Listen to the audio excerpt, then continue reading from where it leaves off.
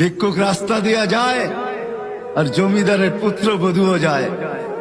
একজন সামনের থেকে আসতেছে, একজন সামনের দিকে যাইতেছে।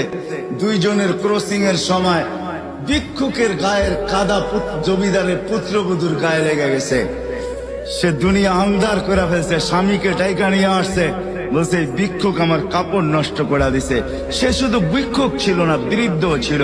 বৃদ্ধ ছিল না শুধু, জীর্ণ ছিল, শীর্ণ ছিল। শরীরে কাপড় ছিল না, ফাটা চিরা কাপড় ছিল। পায়ে জুতা ছিল না, পেটে ভাত ছিল না।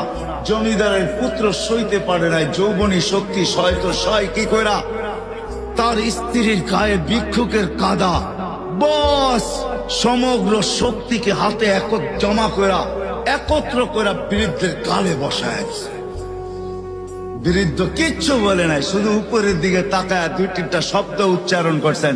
শব্দগুলা হলো ইয়া আল্লাহ।